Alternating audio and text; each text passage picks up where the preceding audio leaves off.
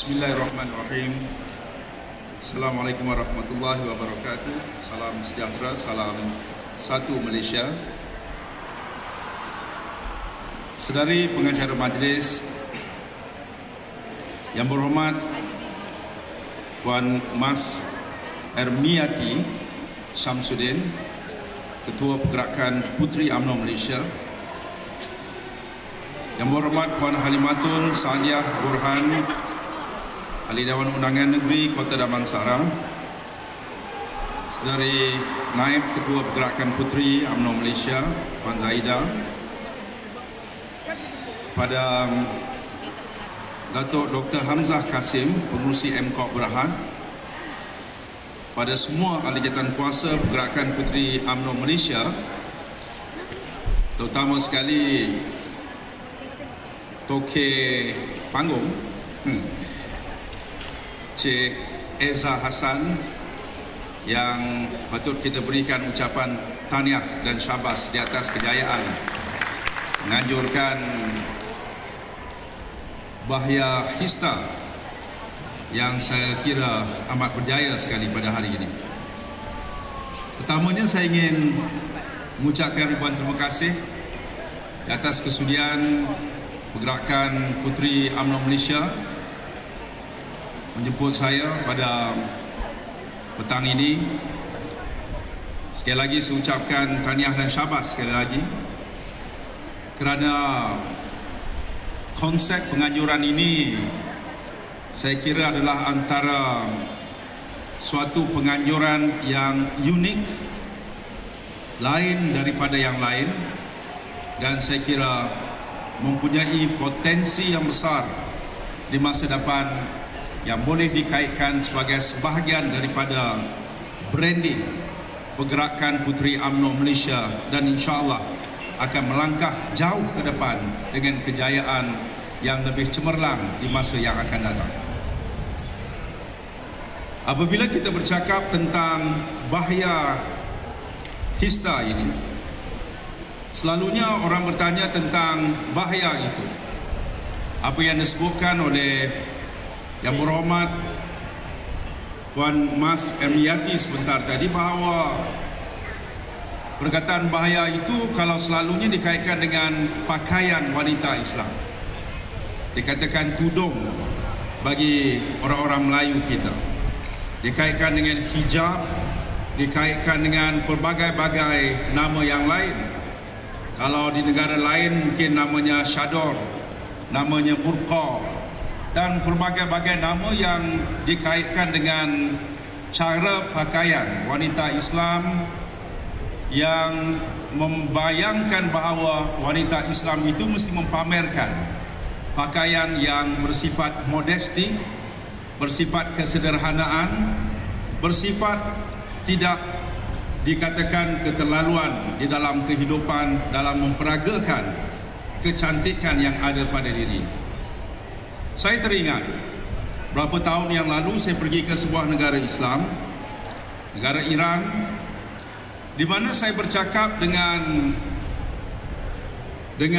Menteri Kebudayaan, dan Menteri Kebudayaannya memberitahu saya bahawa Presidennya memberitahu pada beliau bahawa perlu pergi ke Malaysia, katanya, dan lihat bagaimana Malaysia adalah contoh sebuah negara Islam yang sederhana, yang maju, yang rakyatnya sentiasa berusaha untuk mentaati dan mengikut syariah Islam. Tetapi keistimewaannya, wanita-wanitanya ramai yang bertutup aurat, yang memakai pakaian yang dikehendaki oleh Islam, tetapi mempunyai seni yang berbeda dengan negara-negara lain. Kalau lain itu warnanya mudah, ada negaranya mudah, lelakinya warna putih sahaja, wanitanya warna hitam sahaja. Tetapi di Malaysia itu lebih indah.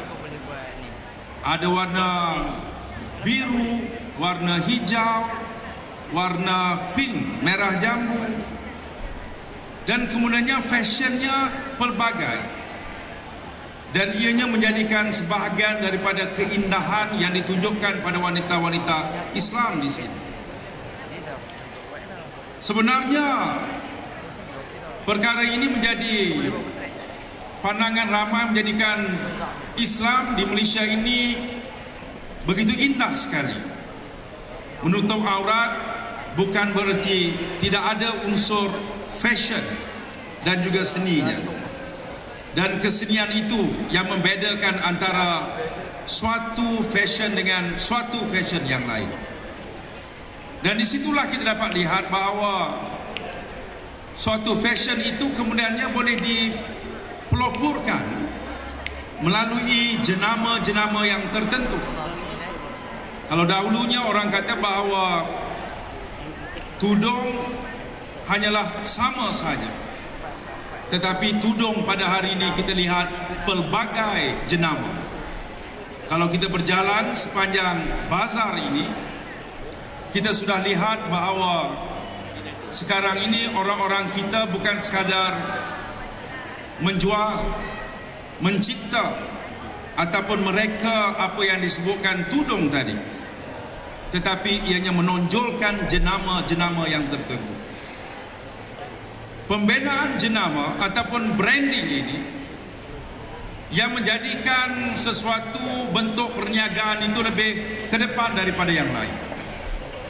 Nama seperti Gucci, nama Bonia, produk tempatan, nama Chanel, nama-nama Ferragamo misalnya, ianya menjadi mahal kerana jenamanya, kerana orang mau mengaitkan sesuatu itu dengan cita rasa dan gaya hidup yang tertentu.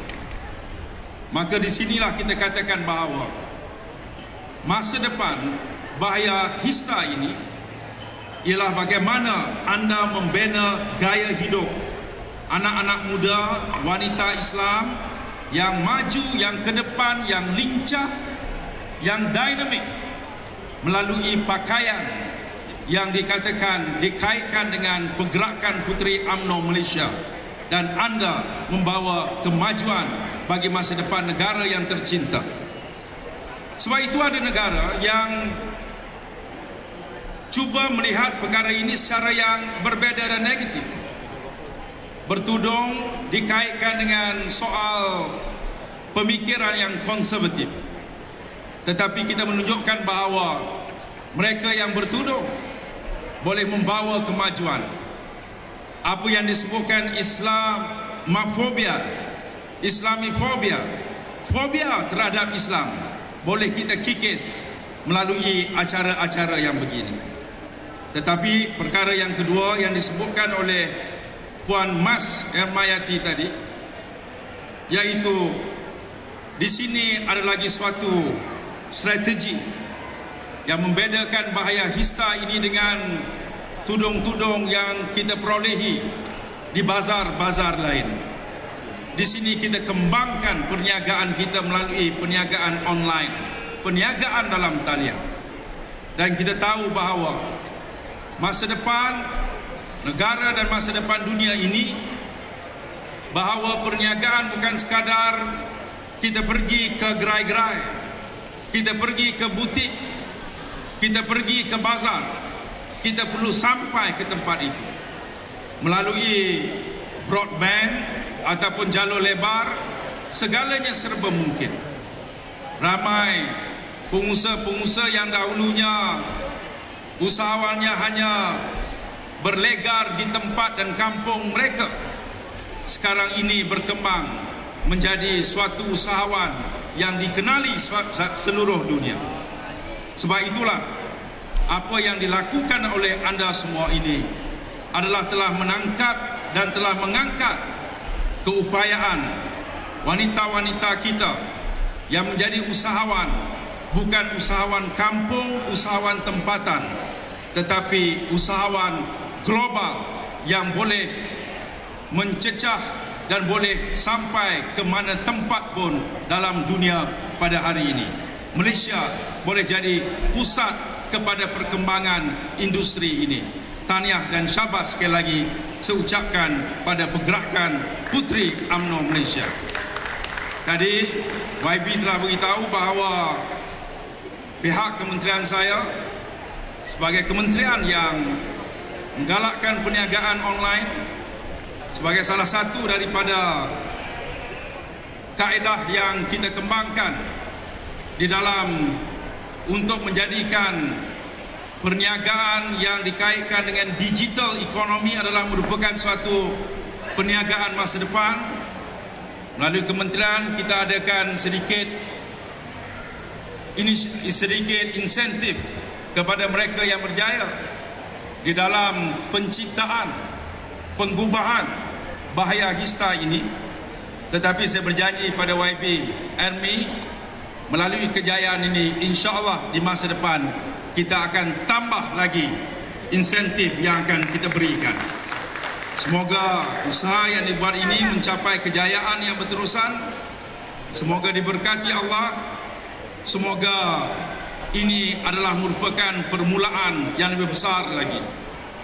Bulan Ogos nanti kita akan sambut acara kemerdekaan kita dengan lebih besar lagi.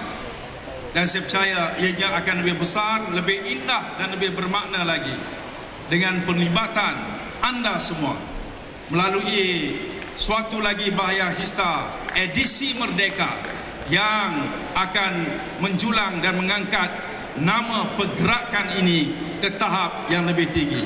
Tahniah dan syabas dengan lafaz Bismillahirrahmanirrahim. Maka dengan ini saya menyempurnakan Bazar Bahaya Hista 2014. Terima kasih.